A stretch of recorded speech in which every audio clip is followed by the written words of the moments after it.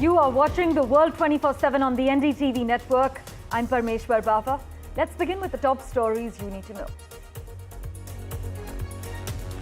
Syrian rebels took Damascus and toppled Bashar al-Assad's regime in a lightning offensive, reshaping the Middle East. The overthrow has ended the Assad family's 53-year rule and capped 13 years of brutal civil war.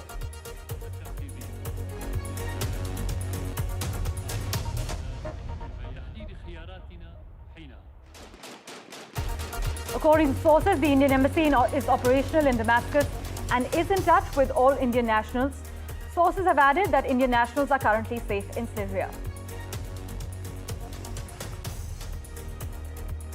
South Koreans gathered in mass protests against President Yoon Suk-yeol, who survived an impeachment bid on Saturday after he attempted to enforce martial law last week. Yoon's party boycotted the ballot, calling instead for an orderly resignation in an attempt to stem any further electoral fallout. Dr. Jaishankar, while speaking on the ongoing conflict in West Asia, stressed that the primary concern is to stop the mounting death toll and stressed the need for achieving an immediate ceasefire, paving more humanitarian assistance and facilitating the return of hostages. A woman who alleges she was sexually assaulted by Shawn Diddy has amended her lawsuit to include allegations that she was also assaulted by Jay-Z at the same party.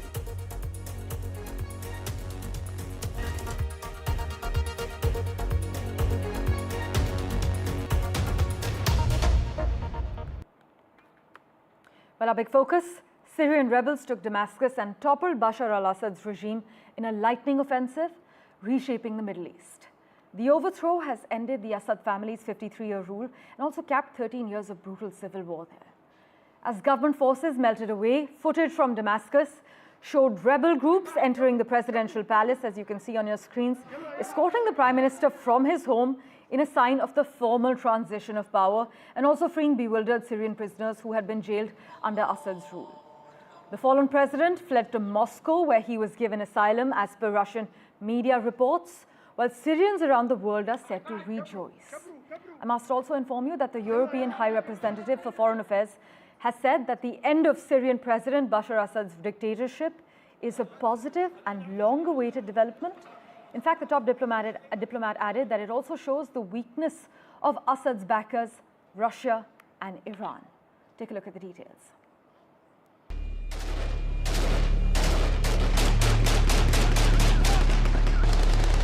In a dramatic turn of events in Syria's long-running civil war, insurgents stormed the capital Damascus and have captured the city.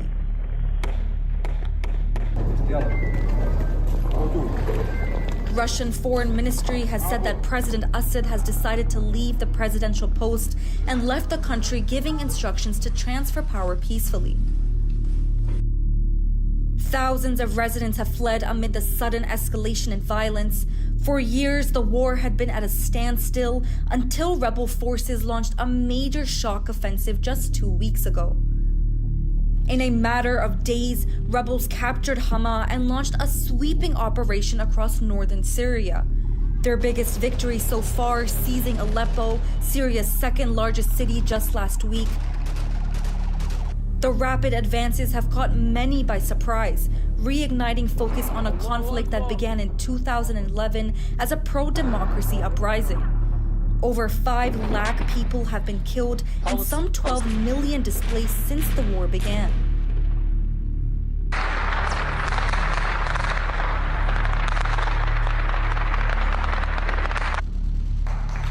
The war appeared to have stalled as Assad regained much of the country in recent years with help from Russia and Iran, but parts of northern and eastern Syria remain under US-backed Kurdish control. This offensive, however, is being led by Hayat Tahrir al-Sham, a group distancing itself from its roots as an al-Qaeda affiliate, claiming to focus on governance and military strategy in opposition-held territories. With Assad's supporters, Iran, Russia, and Hezbollah distracted by other conflicts, the rebel forces are thought to have seized the chance to resume their battle against his army. As the Assad regime crumbles, the future of Syria remains uncertain. The swift rebel gains have shifted the war's dynamics, but the question remains: What's next in this decade-long conflict, or is this an endgame in Syria?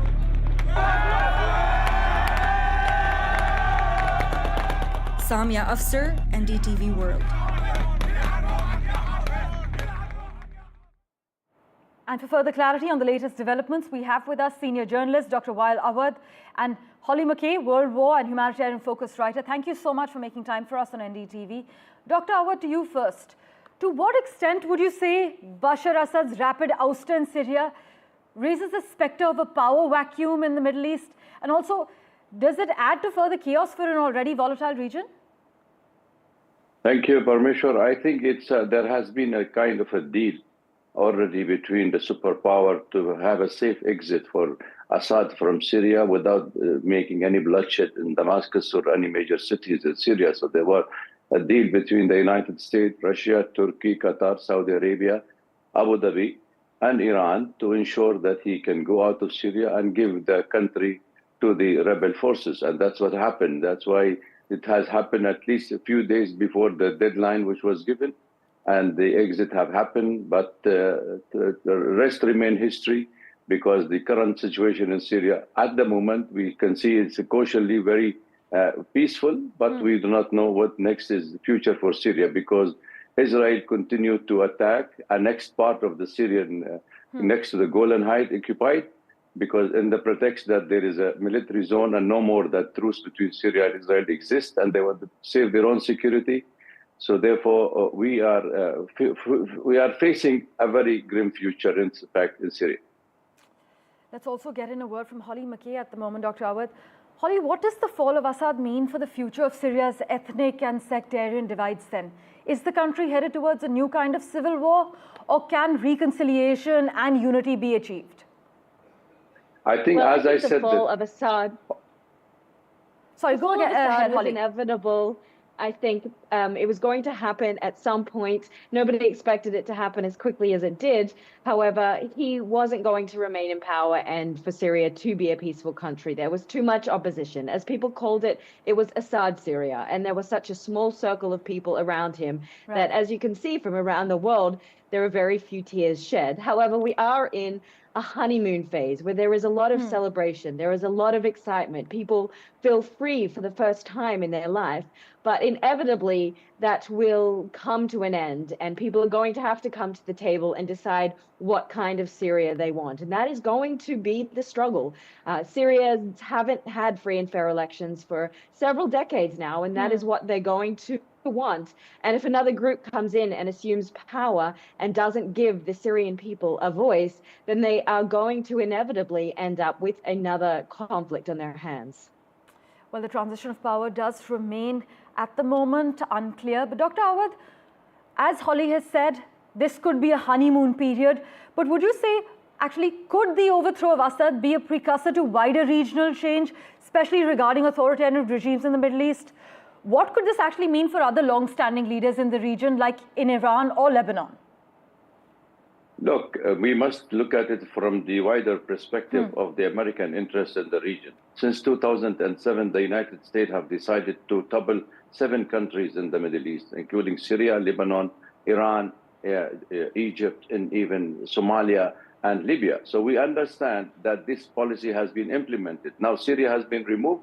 We expect that there could be more grim situation happening in Iran. So the next could be target is to promote extremisms and violence and more of Takfiri Salafist group in this part of the world, to turn it into a hub of a global jihadist. If the Syrian people does not recognize this as an imminent danger facing them, then I think the challenge is very tough and very high for everybody in this part of the world, because next will be Jordan, then Turkey, then also Egypt will be implemented and affected by the changes in the Syrian government. So I think, leaving aside what Assad regime has been doing against his own people, the main objective is to ensure the safety and hegemony of Israel in the region. Right. Holly, in reference to Assad's rule, many say there was a nightmare and it's gone. But with Assad now fleeing to Moscow, what does this mean for Russia's influence in the Middle East moving forward?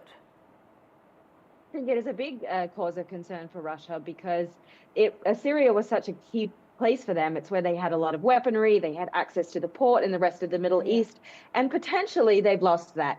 We do know that Russia is quite good at making deals, so whether they will sit with the jihadists remains to be seen. However, I'm sure at this point there really isn't a willingness, given the very large-scale bombing campaign that Russia carried out in Syria over the past 6 or 7 years.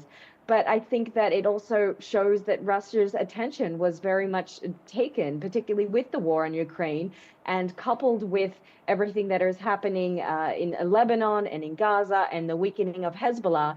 This was the opportunity that HTS saw to strike. And I think from my sources, what I've heard is the quickness of it even took them by surprise, with the initial goal to go into Aleppo, and then how quickly the Syrian forces were able to fall. The opportunity then opened up to progress to Hama, onto Homs, and then finally Damascus. But I don't think that was in the original plan.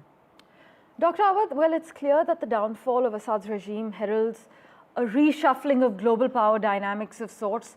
But would you argue that Russia and Iran have the most to lose, considering Tehran long used Syria, while Russia used Syria for strategic access to the Mediterranean, and as Holly has pointed out, for a few other things?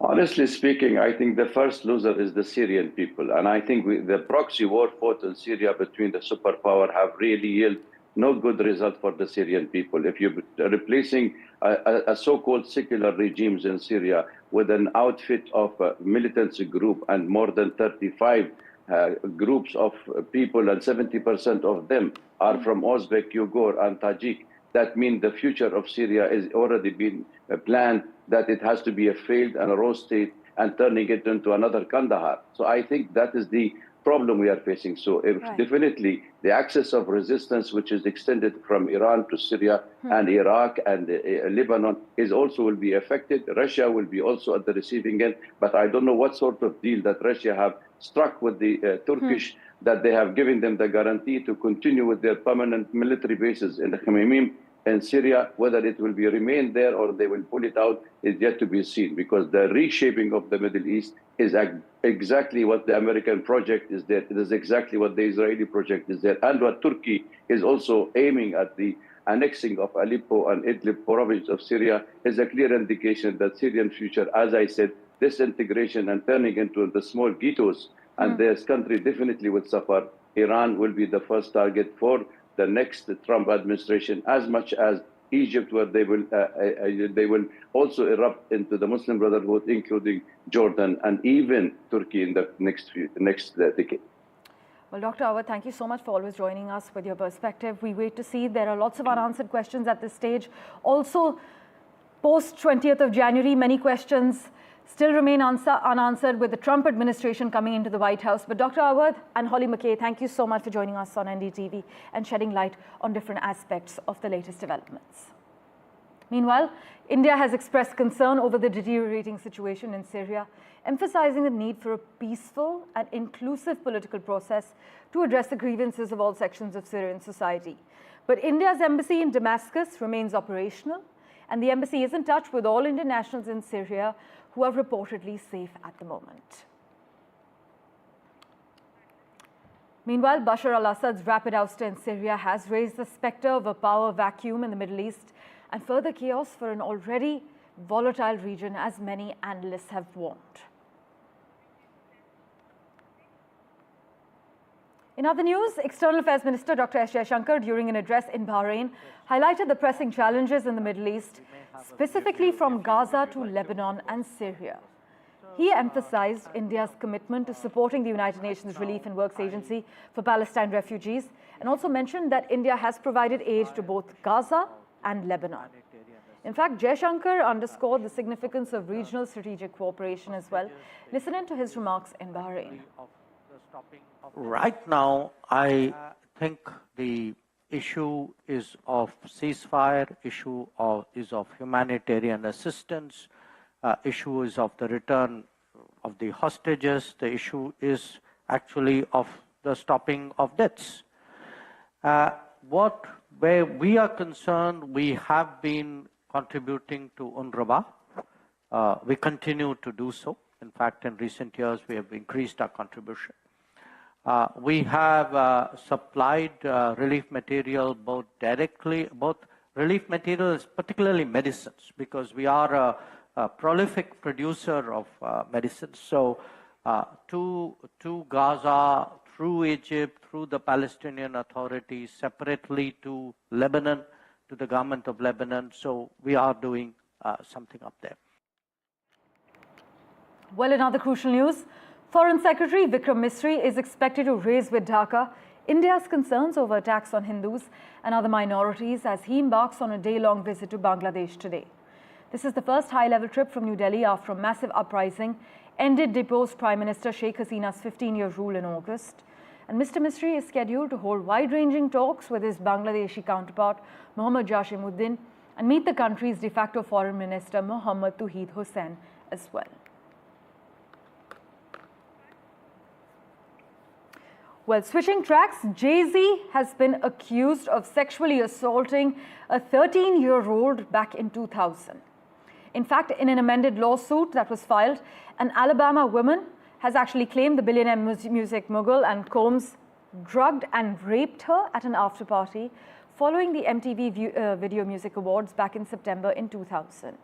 The woman brought a lawsuit against Combs in October for the alleged assault. She also alleged that another unnamed celebrity stood by and watched as P. Diddy and Jay-Z took turns assaulting her.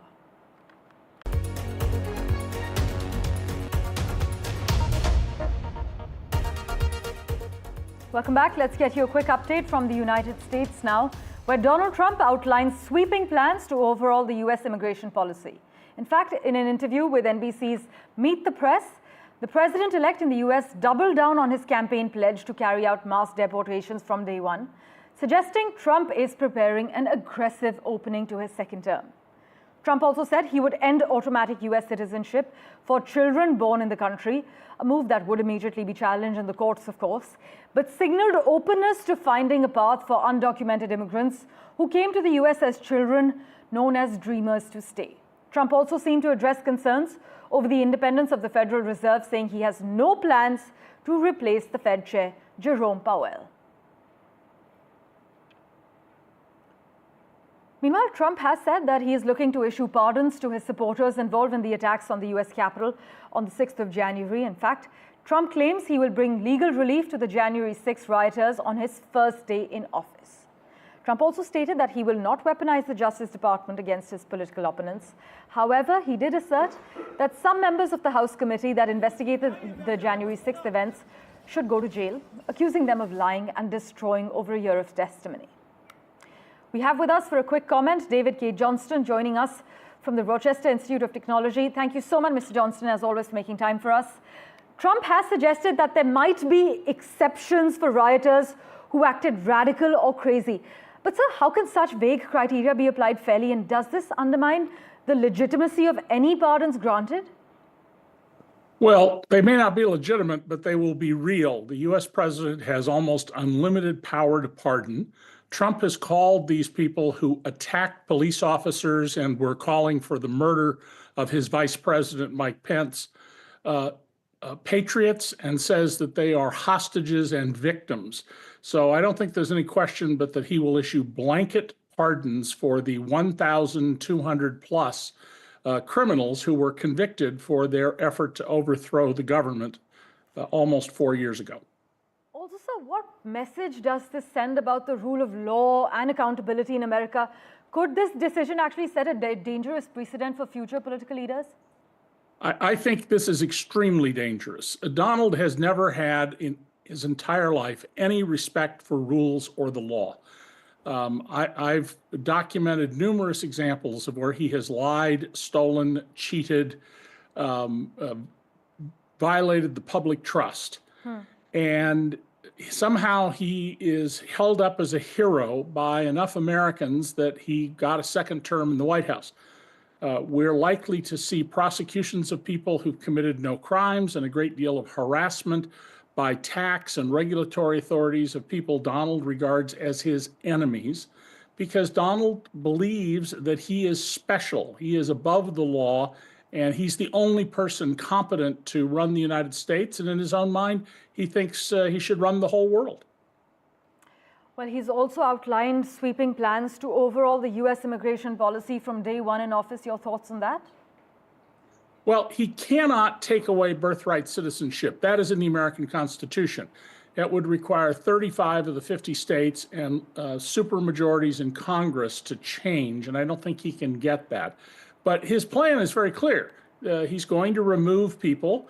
They're threatening to remove American-born children if their parents are illegally in the U.S. And the results of that will be higher food prices, higher prices for meat, difficulty pursuing a variety of manufacturing processes around the country.